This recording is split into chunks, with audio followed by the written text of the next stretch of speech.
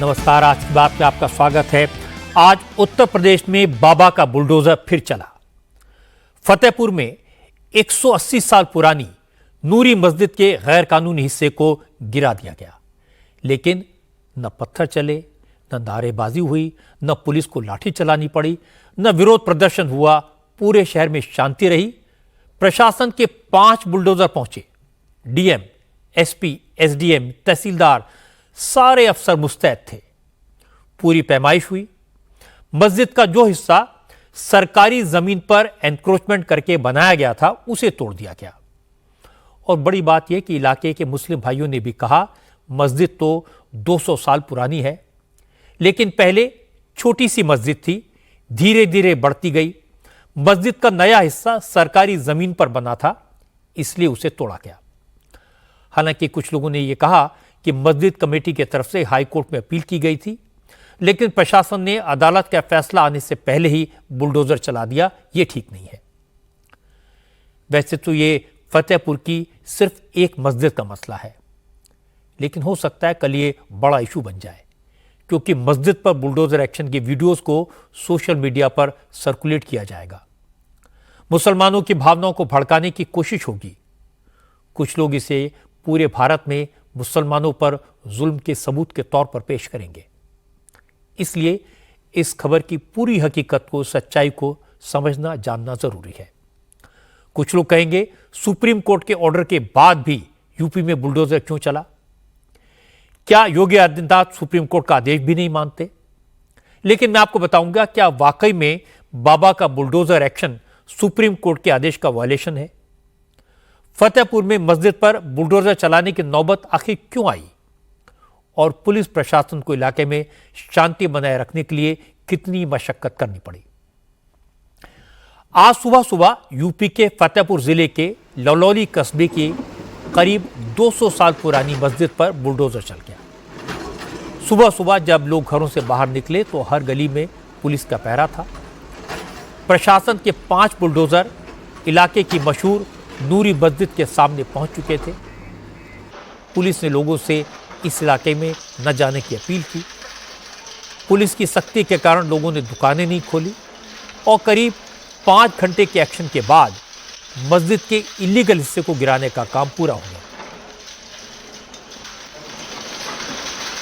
असल में जिस नूरी मस्जिद के अवैध हिस्से पर बुलडोजर चला है, वो सरकारी जमीन पर कब्जा करके बनाया गया था।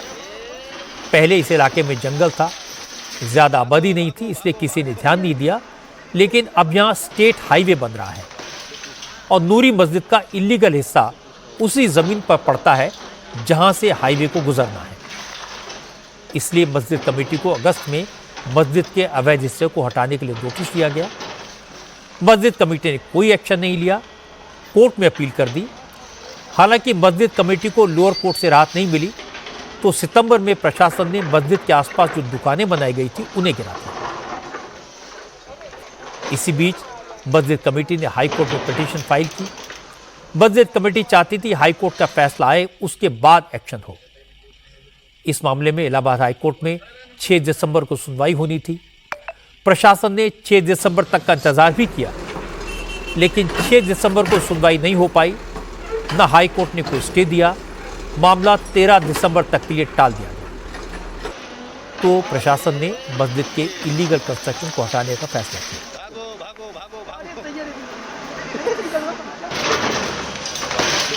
आज सुबह 5 बुलडोजर मस्जिद के सामने पहुंच गए और एक्शन शुरू हो गया।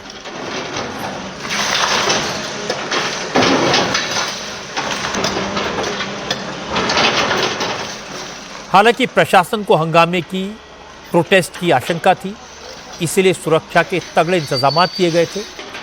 फतेहपुर जिले के एएसपी की निगरानी में 10 थानों की पुलिस, पीएसी और रैपिड एक्शन फोर्स के जवानों को तैनात किया गया था।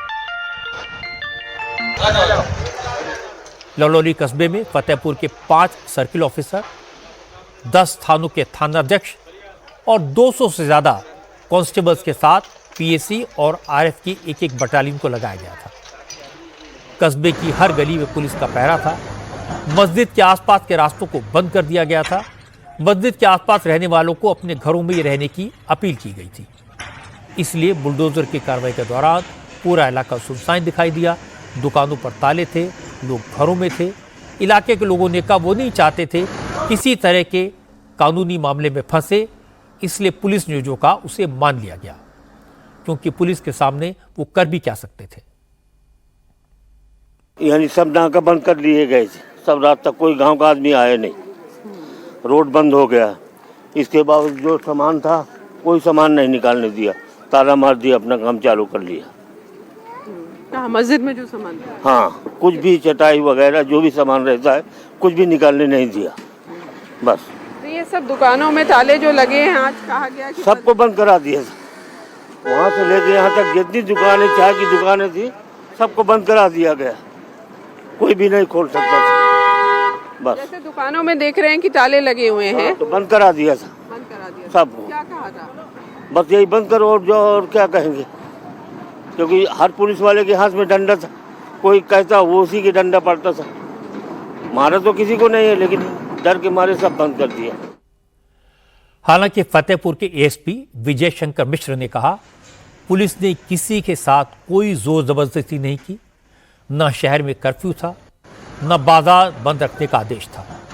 एसपी ने कहा उन्होंने किसी को शॉप खोलने या अपना काम धंधा करने से नहीं रोका, लेकिन लोगों की सुरक्षा को ध्यान में रखते हुए मस्जिद के आसपास के रास्तों को जरूर बंद किया गया था। एसपी ने कहा कि मस्जिद कमेटी को पर्याप्त समय दिया गया था, लेकिन उसके बाद भी एनक्रोचमेंट नहीं हटा तो प्रशासन को बुलडोजर चलाना ही पड़ा।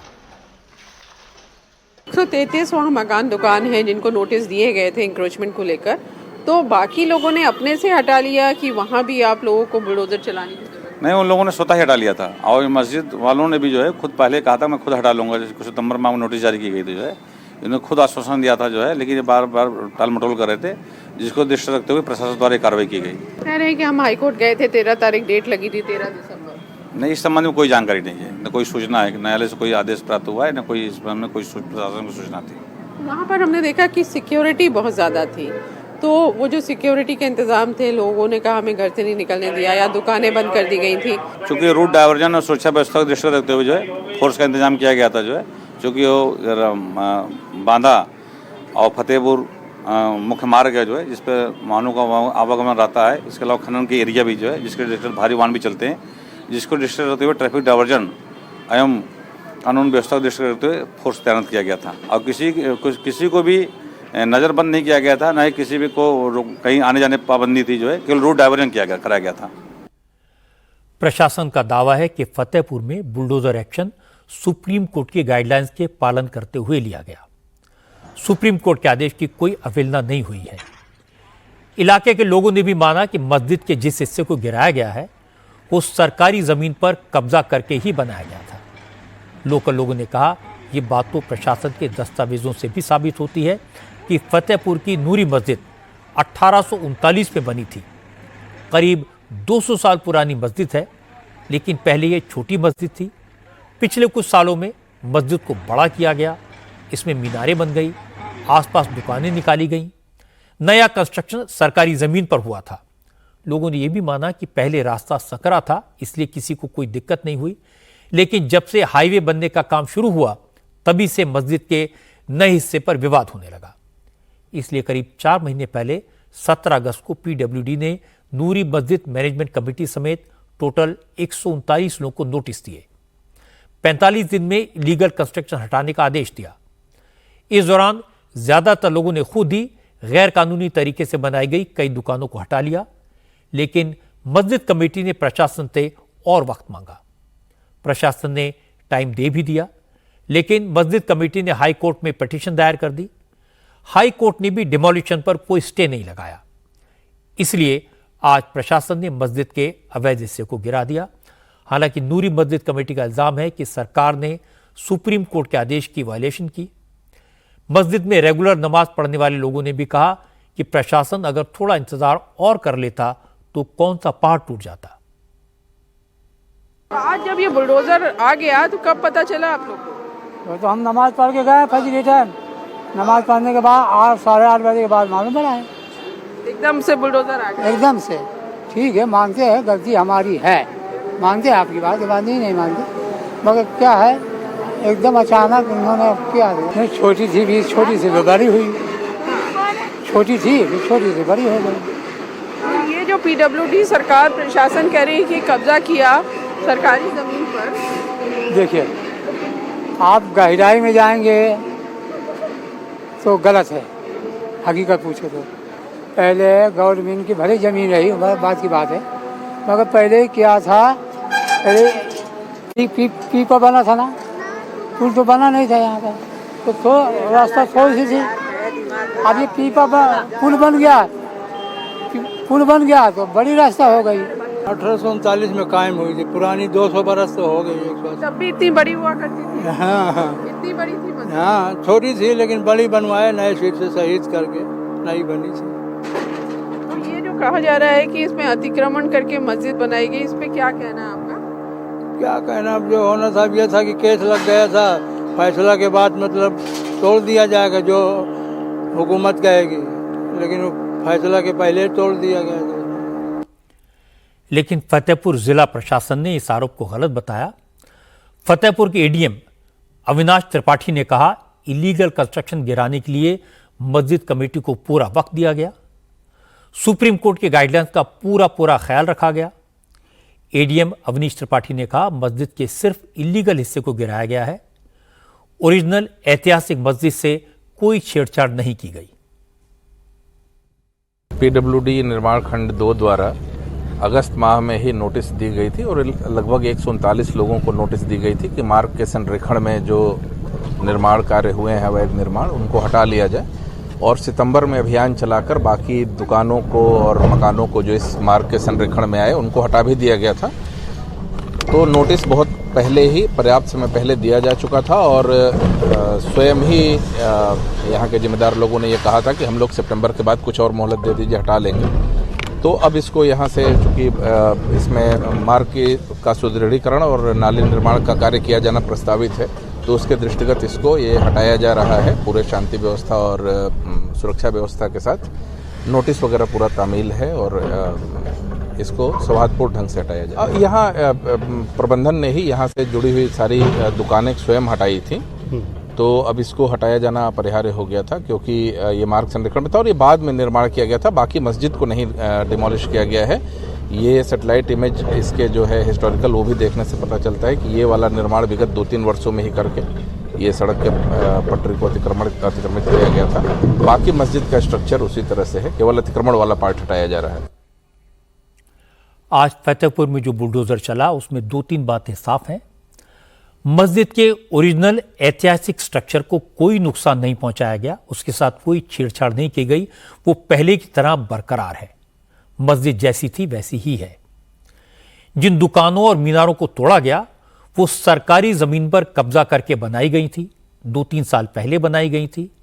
मस्जिद कमेटी को इसके लिए पर्याप्त नोटिस दिया गया था। हाई कोर्ट से भी मस्जिद कमेटी को रिलीफ नहीं मिला था। कोर्ट ने डिमोलिशन पर कोई स्टे नहीं दिया था। अब डिस्प्यूट सिर्फ इस बात का है कि प्रशासन थोड़ा और वक्त दे देता तो कौन सा पहाड़ टूट जाता। लेकिन इस इलाके के लोग भी मानते हैं, बड़े बुजुर्ग भी मानते हैं, स्ट्रक्चर गैर कानूनी था, सरकारी जमीन पर कब्जा करके बनाया गया था और तोड़ा इसलिए गया क्योंकि इसकी वजह से हाईवे बनाने का काम रुका हुआ था। मुझे लगता है ऐसी परिस्थिति में मस्जिद कमेटी को खुद आगे आकर गैर कानूनी स्ट्रक्चर तोड़ना चाहिए था। हाईवे बनेगा तो इसका फायदा सारे लोगों को होगा। बुलडोजर चलाने की नौबत ना आती तो बेहतर होता, क्योंकि मामला मस्जिद से जुड़ा है और जब मस्जिद से जुड़ा मामला होता है तो अफवाहें फैलने का स्कोप होता है। लेकिन इस बार अच्छी बात है कि प्रशासन ने सावधानी से काम किया, तैयारी से काम किया, सारी बातें खुलकर लोगों के सामने रखी, इसलिए विवाद ज्यादा नहीं हुआ। विवाद तो आज हुआ लालू यादव की बात पर। लालू जी ने कह दिया एंटी मोदी मोर्चे की कमान ममता बनर्जी को सौंप देनी चाहिए, ममता को इंडिया अलायंस का नेता बनाना चाहिए। असल में विरोधी दलों के अलायंस में शामिल पार्टियों को अब कांग्रेस की लीडरशिप में यकीन नहीं रहा, राहुल के नेतृत्व पर भरोसा नहीं रहा। शरद पवार पहले ही ममता बनर्जी को लीडरशिप सौंपने की बात कह चुके हैं। रामगोपाल यादव ने भी ममता को सपोर्ट किया है। आज दिल्ली विधानसभा चुनाव को लेकर शरद पवार और अरविंद केजरीवाल की मुलाकात हुई। इसमें भी गठबंधन की लीडरशिप ममता को देने को लेकर चर्चा हुई। हालांकि केजरीवाल ने अब तक इस मुद्दे पर साफ साफ कुछ नहीं कहा है, लेकिन आज लालू यादव ने साफ लफ्जों में कह दिया अब ममता को इंडिया अलायंस का कप्तान बनाना चाहिए। लालू यादव ने 6 सेकंड में सिर्फ 2 सेंटेंस बोले, लेकिन लालू के 2 वाक्यों ने दिल्ली से लेकर कोलकाता तक सियासी हलचल पैदा कर दी। लालू यादव ने आज कहा ममता को गठबंधन का नेतृत्व सौंप देना चाहिए। इंडिया अलायंस में कांग्रेस अकेली पार्टी नहीं है, इसलिए उसकी आपत्ति का कोई मतलब नहीं है। कांग्रेस उसकी आपत्ति जता रही है लालू जी। कांग्रेस के जताने से नहीं हो, ममता को दो। न तो ममता जी को जो दिया जाए। हाँ दे दे। जैसे लालू यादव ने कहा कि ममता जी को दे दिया जाए, तो ममता की पार्टी के नेता एक्टिव हो गए। कल्याण बनर्जी ने कहा वो तो कई महीनों से कह रहे हैं कि कांग्रेस भले ही सबसे पुरानी पार्टी हो, लेकिन नए जमाने में मोदी का मुकाबला करने का मादा सिर्फ ममता बनर्जी में है। कांग्रेस के किसी नेता में वो फाइटिंग स्पिरिट है ही नहीं जो ममता बनर्जी में है।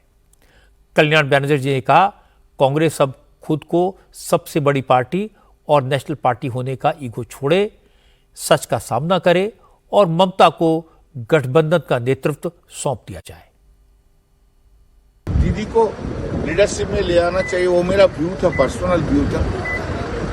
तो अब अभी सब पार्टनर ने जो इंडियन अलायंस को जो है उन्होंने बोल रहा है, ये अच्छा बात है।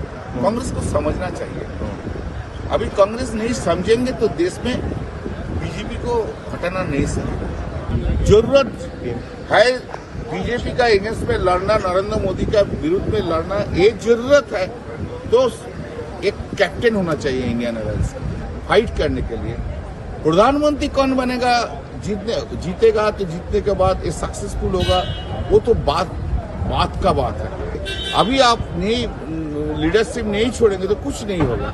ईगो ऐसा ही है, ईगो छोड़ना होगा। कांग्रेस कुछ नहीं करना सकता, इसलिए तो बीजेपी है, उसको ये मानना पड़ेगा। नेशनल पार्टी है, नेशनल पार्टी है, नेशनल पार्टी होते कौन रीजन में होना है? असम में है, बंगाल में है, उड़ीसा में है, तमिलनाडु में है, कर्नाटक में है, केरला में है, यूपी में है, राजस्थान में है, गुजरात में है, हरियाणा में है। कौन ये तगमा लेके चलेगा तो कुछ नहीं होगा।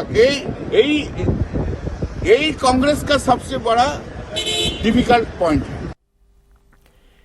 इंटरेस्टिंग बात यह कि महाराष्ट्र चुनाव से पहले उद्धव ठाकरे की शिवसेना राहुल गांधी के साथ खड़ी नजर आती थी, लेकिन अब उद्धव की सेना का रुख भी बदल गया है।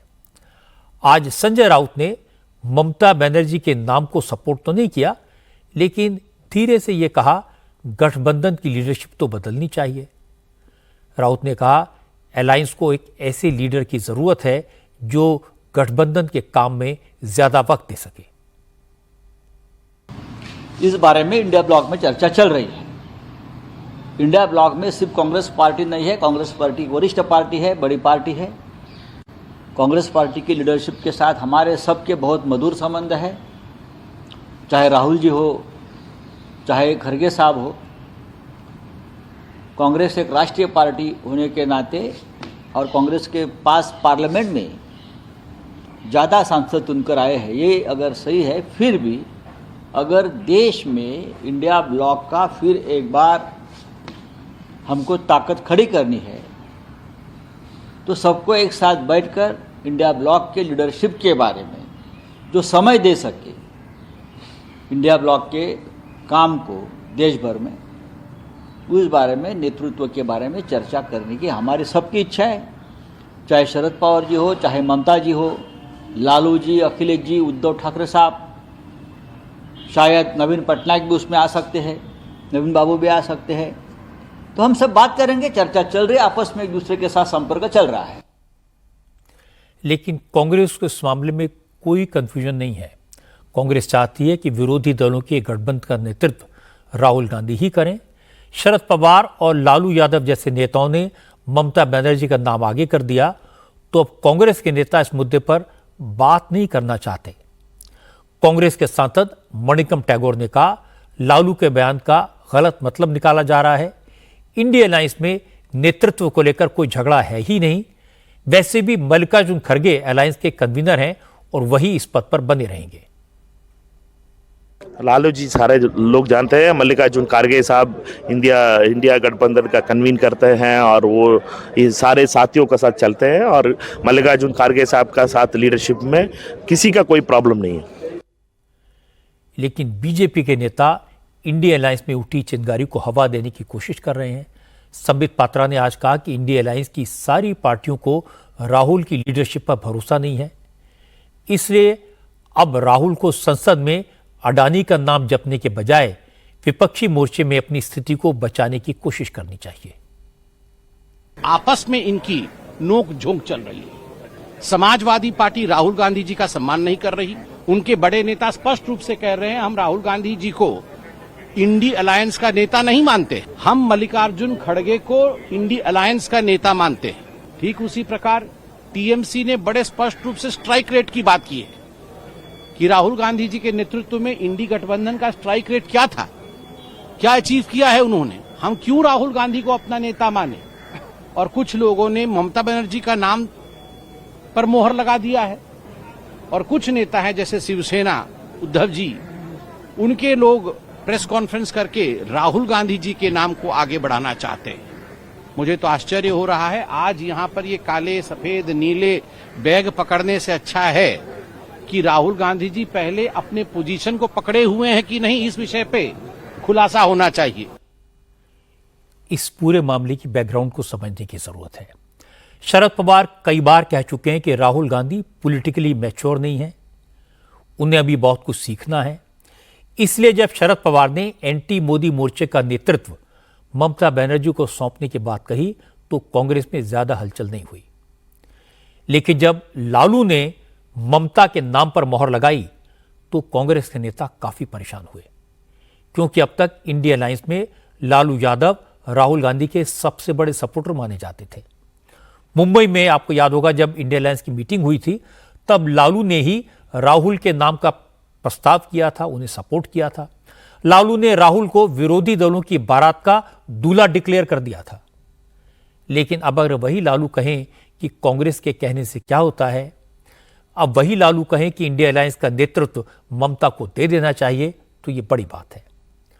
कांग्रेस के सामने मुश्किल यह है कि वो पार्लियामेंट में नरेंद्र मोदी के खिलाफ विपक्ष की एकजुटता दिखाने की लगातार कोशिश कर रही है। लेकिन अडानी के मुद्दे पर समाजवादी पार्टी और तृणमूल कांग्रेस पहले ही किनारा कर चुके हैं। क्योंकि दिल्ली में चुनाव है, इसलिए अरविंद केजरीवाल कांग्रेस से दूरी बनाए रखना चाहते हैं। शरद पवार और लालू यादव की पार्टी भी अब कांग्रेस की लीडरशिप पर सवाल उठा रही है। कुल मिलाकर नेशनल लेवल पर इंडिया अलायंस की यूनिटी तार तार होती दिखाई दे रही है और यह कांग्रेस के लिए चिंता की बात है। हालांकि आज कांग्रेस ने इंडिया अलायंस की एकता दिखाने का एक नया फॉर्मूला निकाला। इसके लिए राज्यसभा के चेयरमैन जगदीप धनखड़ को मोहरा बनाया। आज कांग्रेस ने विरोधी दलों के साथ मिलकर राज्यसभा के चेयरमैन जगदीप धनखड़ के खिलाफ नो कॉन्फिडेंस मोशन का नोटिस दे दिया। देश के 75 साल के संसदीय इतिहास में यह पहला मौका है जब राज्यसभा के चेयरमैन के खिलाफ अविश्वास प्रस्ताव का नोटिस दिया गया।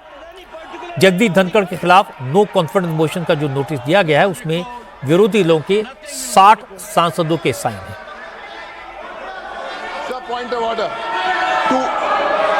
हालांकि इस नोटिस का कोई मतलब नहीं है। इसकी दो वजह है। पहली, विपक्ष के पास मोशन को पास करने लायक नंबर नहीं है, और दूसरा, सभापति के खिलाफ जब अविश्वास प्रस्ताव का नोटिस दिया जाता है उस समय पार्लियामेंट के सेशन में कम से कम 14 दिन का वक्त होना चाहिए। लेकिन पार्लियामेंट के विंटर सेशन में अब सिर्फ 10 दिन ही बचे हैं, इसलिए इस नोटिस से कोई फर्क नहीं पड़ेगा। विपक्ष के नेता भी ये बात अच्छी तरह जानते हैं, लेकिन उनकी रणनीति सभापति को एम्बेरस करने की है और दूसरी तरफ ऑपोजिशन यूनिटी दिखाने की है। ये बात आज पार्लियामेंट में दिखाई दी। राज्यसभा की कार्रवाई आज भी नहीं चल पाई। आज सुबह 11 बजे जैसे ही सदन की कार्रवाई शुरू हुई तो चेयरमैन जगदीप धनखड़ ने कहा अलग अलग मुद्दों पर चर्चा के लिए उन्हें नियम 267 के तहत 5 नोटिस दिए गए हैं। जैसे ही उन्होंने नोटिस पर रूलिंग देनी शुरू की तो सदन में हंगामा शुरू हो गया और कार्रवाई को दोपहर 12 बजे तक के लिए एडजर्न कर दिया गया। Allow me, honorable members, to read There's a point of order by Shri Derek. दोपहर 12 बजे जैसे ही राज्यसभा की कार्रवाई फिर शुरू हुई तो चेयरमैन जगदीप धनखड़ ने सदन के नेता जेपी नड्डा को बोलने की इजाजत दी। नड्डा ने कांग्रेस और जॉर्ज सोरेस के कनेक्शन पर बोलना शुरू किया तो कांग्रेस के सांसद फिर शोर मचाने लगे। कांग्रेस के नेताओं का कहना था कि जब इस मुद्दे पर चर्चा की परमिशन नहीं मिली है तो नड्डा को बोलने क्यों दिया जा रहा है। इसके बाद बीजेपी के सांसद भी कांग्रेस के खिलाफ नारे लगाने लगे। दोनों तरफ से हो रहे हंगामे और नारेबाजी के बावजूद सभापति ने सदन को स्थगित नहीं किया और टोका टोकी के बीच जेपी नड्डा करीब 6 मिनट बोले।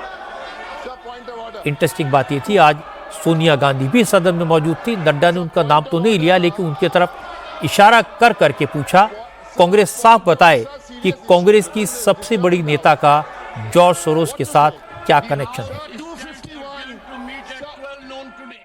कि जो विषय OCCRP ने रिपोर्ट किया उसको यहाँ पर लोकसभा के सदन के विपक्ष के नेता ने उठाकर ये साबित किया है कि बाहरी शक्तियों का वो एक तरीके से औजार बन करके, टूल बन करके देश में अस्थिरता लाने में अपना योगदान कर रहे हैं। उसी तरीके से the forum of democratic leaders of Asia Pacific, जिसकी को चेयरपर्सन कांग्रेस पार्टी की वरिष्ठतम नेतृत्व है महोदया, वह भारत की संप्रभुता पर प्रश्न तो उठाती है लेकिन साथ ही साथ वो जम्मू कश्मीर को एक सेपरेट स्टेट की एंटिटी के रूप में मानती है। ऐसी संस्था को कोर्ट चेयर करना कांग्रेस की नेतृत्व के द्वारा यह बताता है कि यह देश में की आंतरिक सुरक्षा और देश की बाह्य सुरक्षा के लिए बहुत बड़ा खतरा है। इसके बाद जगदीप धनखड़ ने कांग्रेस की तरफ से प्रमोद तिवारी को बोलने का अवसर दिया। क्योंकि आज राज्यसभा में विपक्ष के नेता मल्लिकार्जुन खड़गे मौजूद नहीं थे, इसलिए कांग्रेस की तरफ से कमान प्रमोद तिवारी ने संभाली। सोनिया गांधी भी उन्हीं के साथ फ्रंट रो पर बैठी थी। प्रमोद तिवारी ने जगदीप धनखड़ से कहा था कि शोर शराबे के बावजूद जिस तरह सदन के नेता को इतनी देर बोलने का मौका दिया गया, उम्मीद है विपक्ष को भी उतना ही टाइम मिलेगा। लेकिन प्रमोद तिवारी को बोलते हुए 50 सेकंड ही हुए थे कि फिर शोरगुल शुरू हो गया और थोड़ी देर बाद सभापति ने सदन की कार्रवाई कल तक के लिए स्थगित कर दी। सभापति जी, मुझे पूरा विश्वास है कि व्यवधान में जैसे आपने उनको सुना है, मुझे भी आप मौका देंगे। जो कुछ भी नड्डा साहब ने कहा है पूरी तरह गलत, बेबुनियाद, सतही, घटिया आरोप है। मैं इसका खंडन करता हूं। दूसरा, मैं स्पष्ट कर दूं कि जैसे वो कह रहे हैं उनके आधार नहीं, हमारे पास आधार है। एक न्यायालय ने संज्ञान लिया है 23,000 करोड़ रुपए की रिश्वत भारतीय जनता पार्टी की सरकार को दिया गया है, इनके अधिकारियों को दिया गया है। अडानी मुद्दे पर आप चर्चा कराइए, हम अपनी बात रखेंगे और सरकार को पूरा मौका मिलेगा।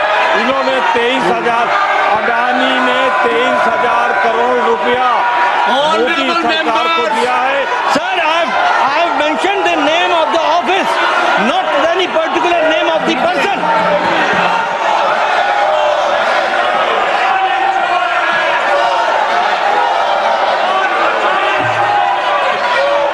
The House stands adjourned. इधर राज्यसभा की कार्रवाई स्थगित हुई और उधर विपक्ष ने राज्यसभा के चेयरमैन के खिलाफ नो कॉन्फिडेंस मोशन का नोटिस दे दिया। देखिए, इंडिया गठबंधन के जितने भी दल हैं उन्होंने तय किया है कि सभापति के खिलाफ अविश्वास प्रस्ताव लाने का, और इसलिए सबने साइन किया, हमारी पार्टी ने भी साइन किया। तकरीबन कितने लोगों ने हस्ताक्षर किए हैं सर? अभी तक 60 लोगों ने। अब सवाल है कि जब विपक्ष के पास नंबर्स नहीं हैं तो अविश्वास प्रस्ताव क्यों लाया गया। इसके पीछे की 2 वजह बताई जा रही हैं। पहली तो ये कि कांग्रेस के नेता लंबे वक्त से ये मानकर चल रहे हैं कि जगदीप धनखड़ विपक्ष के साथ पक्षपात करते हैं। यानी धनखड़ के खिलाफ गुस्सा काफी वक्त से था, जो अब जाकर बाहर आया। नोटिस लाने की दूसरी वजह यह है कि इस सहारे को कांग्रेस ये दिखाना चाहती है कि इंडिया अलायंस की सभी पार्टियां एकजुट हैं। राज्यसभा में कांग्रेस के लिए सिर्फ 27 सांसद हैं। इसके बावजूद जिस तरह नोटिस के लिए 60 सांसदों का सपोर्ट जुटाया गया, उससे मैसेज देने की कोशिश की गई कि विपक्ष की एकता कायम है। लेकिन सरकार ने कांग्रेस के इस कदम को संसदीय परंपरा और मर्यादा के खिलाफ बताया। संसदीय कार्य मंत्री किरण रिजिजू ने कहा, जगदीप धनखड़ किसान परिवार से आते हैं, जाट हैं और कांग्रेस को किसानों और जाटों से नफरत है, इसलिए जगदीप धनखड़ को निशाना बनाया गया। उपराष्ट्रपति श्री जगदीप धनखड़ जी एक आम परिवार से, एक गरीब किसान परिवार से आते हैं। जाट कम्युनिटी से पहली बार उपराष्ट्रपति के पद पर आसीन हुए हैं। लेकिन जो नोटिस चेयरमैन के खिलाफ, उपराष्ट्रपति जी के खिलाफ में जो नोटिस सर्व किया है, सबसे पहले मैं उस नोटिस सर्व करने वाले 60 एमपीज जिन्होंने साइन किए हैं, उनका इस कदम को मैं खंडन करना चाहता हूं। हमारे पास पूरा बहुमत है, एनडीए सरकार के पास पूरा संख्या है और सदन के पूरे मेजॉरिटी मेंबर्स उपराष्ट्रपति जी को ऊपर में पूरा भरोसा है। जॉर्ज सोरोस और कांग्रेस पार्टी के नेतृत्व के बीच में 60 गांठ रिपोर्ट सामने में आने के बाद जो नोटिस अपना गलत काम को छुपाने के लिए, ध्यान भटकाने के लिए जो नोटिस सर्व किए हैं चेयरमैन के खिलाफ, वो शर्मनाक है। ऐसा हरकतों से बचना चाहिए। जगदीप धनखड़ पर अविश्वास प्रस्ताव के मामले में कुछ बातें समझने वाली हैं। एक तो ये कि राज्यसभा की कार्रवाई देखने वालों को सभापति का पक्षपात साफ नजर आता है। उनका झुकाव सरकार की तरफ रहता है। कई बार वो जानबूझकर विपक्ष के सदस्यों को चिढ़ाने वाले कमेंट करते हैं, लेकिन विरोधी दलों के बड़े बड़े नेता भी उन्हें हाउस में बुरा भला कहकर हिसाब चुकता कर लेते हैं। वो भी चेयरमैन को अपमानित करने का कोई मौका नहीं छोड़ते। इसलिए अविश्वास प्रस्ताव की तो कोई जरूरत नहीं थी, हिसाब तो बराबर हो चुका है। ऐसा लगा यह प्रस्ताव सिर्फ इसलिए लाया गया कि इंडिया ब्लॉक की पार्टियों की एकजुटता दिखाई जा सके, और जगदीप धनखड़ ऐसा मामला है जिस पर वाकई में सारे विरोधी दल एक हैं। वैसे हंगामा आज लोकसभा में भी हुआ। यहां स्पीकर ओम बिरला ने सत्ता पक्ष और विपक्ष दोनों से बार बार सदन की गरिमा बनाए रखने की अपील की, क्योंकि कांग्रेस के सांसद अडानी की फोटो वाली टी शर्ट पहनकर आए थे। लोकसभा की कार्रवाई शुरू होने से पहले पार्लियामेंट के बाहर राहुल गांधी और प्रियंका गांधी विरोधी दलों के सांसदों को एक बैग बांट रहे थे, जिस पर मोदी और अडानी की तस्वीर छपी हुई है। इसके बाद राहुल गांधी ने सबका वीडियो बनाया। क्योंकि स्पीकर कई बार विपक्ष के इस तरह के प्रोटेस्ट को संसद की मर्यादा के खिलाफ बता चुके हैं, इसलिए आज सदन में भी स्पीकर ने कांग्रेस के इस तरह के प्रोटेस्ट पर आपत्ति जताई। इसे नियमों के खिलाफ बताया तो कांग्रेस के नेता नाराज हो गए। राहुल गांधी के साथ बैठे केसी वेणुगोपाल ने कहा, लोकसभा स्पीकर विपक्ष को तो मर्यादा और गरिमा का पाठ पढ़ा रहे हैं, लेकिन सत्ता पक्ष की तरफ से जो हंगामा किया जा रहा है उसके बारे में कुछ नहीं कहते। इस बात पर फिर हंगामा हुआ और सदन की कार्रवाई स्थगित हो गई। सहमति असहमति हमारे लोकतंत्र की परंपरा रही है, जो संविधान बनते समय भी हमने अभिव्यक्ति की है। लेकिन मेरा आपसे आग्रह है कि हमें गरिमा रखनी चाहिए। पिछले कुछ दिनों से मैं देख रहा हूं संसद परिसर में जिस प्रकार के प्रदर्शन किए जा रहे हैं, जिस प्रकार के नारे, पोस्टर, मुक्तों का प्रयोग किया जा रहा है, वह सिर्फ न अशोभनीय है बल्कि हमारी नियम प्रक्रियाओं, संसदीय परंपराओं के अनुरूप भी है। मुझे बड़े अफसोस के साथ कहना पड़ रहा है, इसमें प्रतिपक्ष के बड़े नेताओं का आचरण व्यवहार भी संसदीय मर्यादा के अनुकूल नहीं है। माननीय सदस्यों, मेरा आग्रह है, चाहे सत्ता पक्ष हो चाहे प्रतिपक्ष हो, सत्ता पक्ष हो चाहे प्रतिपक्ष हो, आप बैठिए, आप मेरी बात पूरी सुनिए, आप मेरी बात सुनिए। चाहे सत्ता पक्ष हो चाहे प्रतिपक्ष हो, सभी दल के लोग संसद की गरिमा, परंपरा, मर्यादा, प्रतिष्ठा को बनाए रखें। चूंकि लोकसभा में बीजेपी के नेता जॉर्ज सोरोस के साथ कांग्रेस कनेक्शन पर चर्चा की मांग कर रहे हैं, लेकिन हंगामे के कारण कोई डिस्कशन नहीं हो पाया है, तो निशिकांत दुबे ने कहा कांग्रेस इस इशू पर डिस्कशन से डरती है, इसलिए संसद में हंगामा किया जा रहा है। लोकतंत्र में मेरी आवाज दबाई जा रही है, विपक्षी मुझे आवाज उठाने नहीं दे रहे हैं। इनमें हिम्मत ही नहीं है ना, बात करने की हिम्मत ही नहीं। विदेशी ताकतों के साथ मिलकर आज तक कांग्रेस देश तोड़ती रहती है। अंग्रेजों के साथ मिलकर भारत और पाकिस्तान बना दिया। आज सोरोस के साथ मिलकर जो है, ये एक तरफ खालिस्तान बनाना चाहते हैं, एक तरफ कश्मीर बनाना चाहते हैं, एक स्टेट देश जो है वो नॉर्थ ईस्ट को बनाना चाहते हैं, तो इसलिए इनमें ताकत नहीं बची हुई है।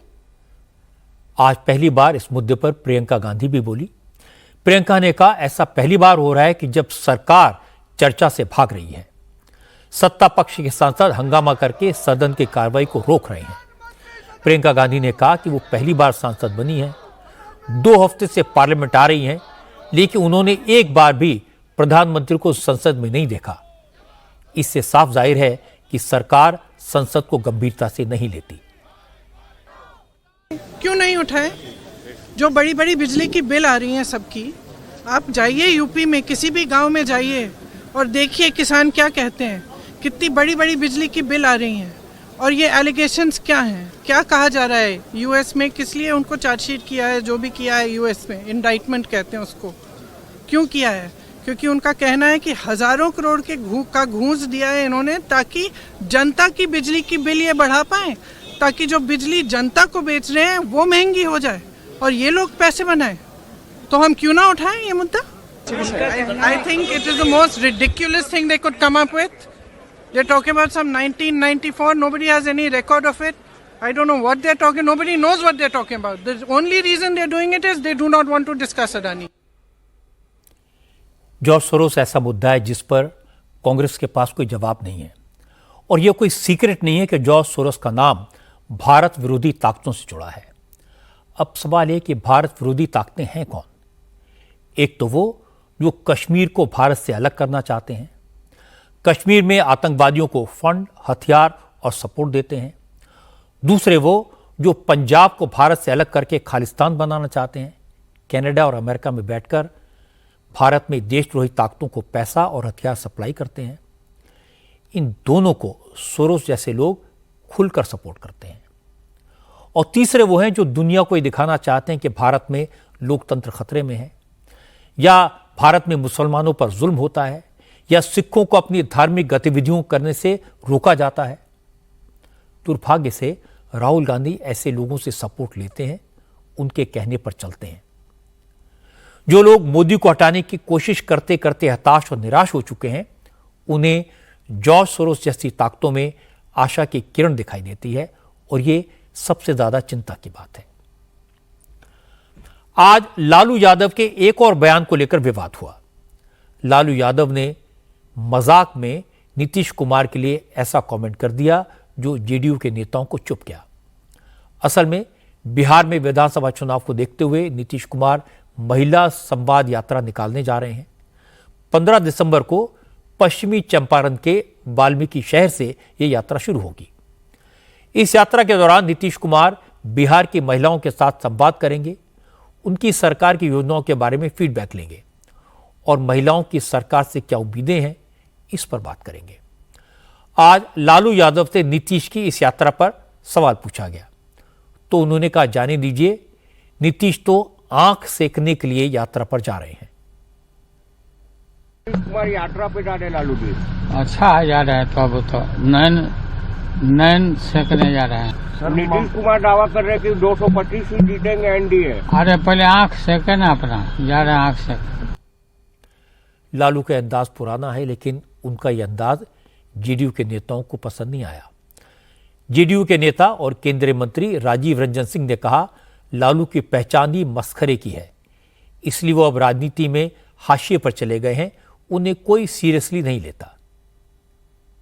लालू प्रसाद जी विख्यात रहे हैं मौकरी करने के लिए, जोकरी करने के लिए, मस्खरेपन के लिए, और यही सब काम वो करते रहे हैं 15 वर्ष।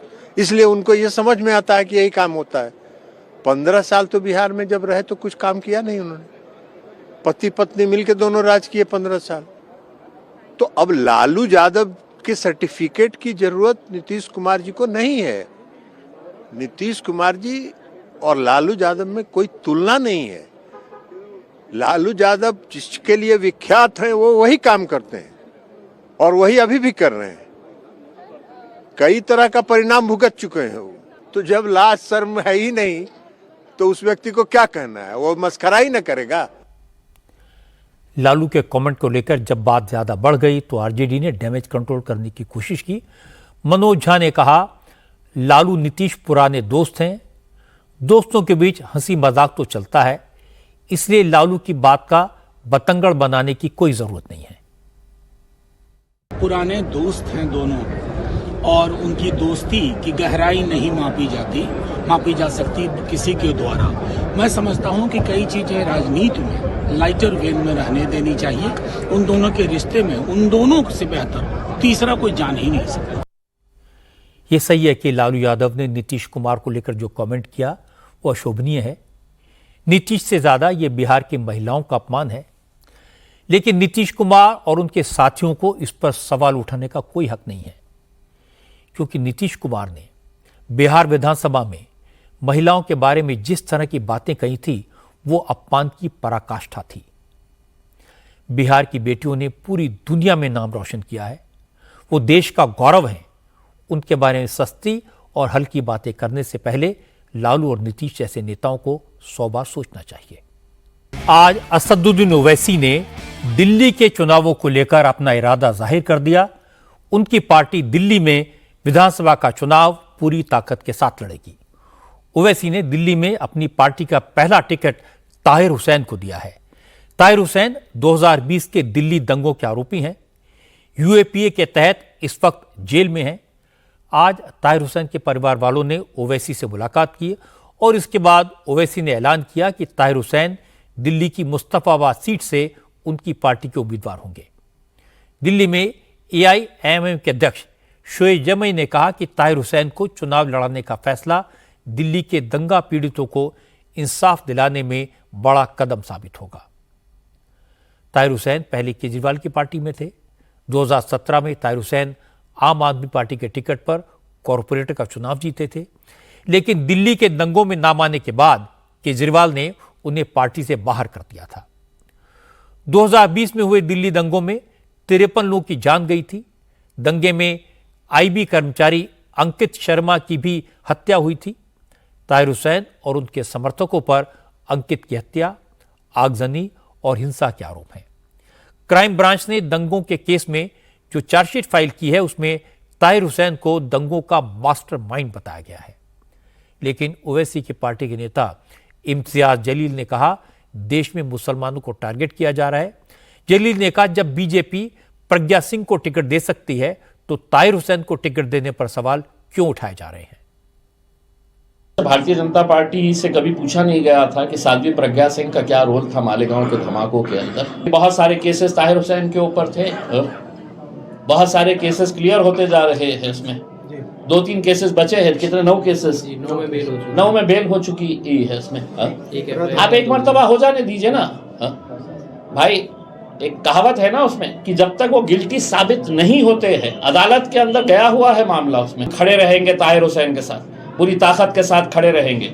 जिसको जो बोलना है, जिसको जो समझना है समझिए, हम उन्हें लड़ाएंगे और मजबूती के साथ उनके साथ कांधे से कांधा लगाकर खड़े रहेंगे। लेकिन बीजेपी ने इसे केजरीवाल और ओवैसी की मिलीजुली चाल बताया। संबित पात्रा ने कहा, असदुद्दीन ओवैसी दिल्ली में मुसलमानों के वोट पोलराइज करना चाहते हैं, इसीलिए उन्होंने दंगे के आरोपी को टिकट दिया है। ताहिर हुसैन को AIMIM असदुद्दीन ओवैसी की पार्टी ने टिकट दी है दिल्ली के चुनावों के लिए।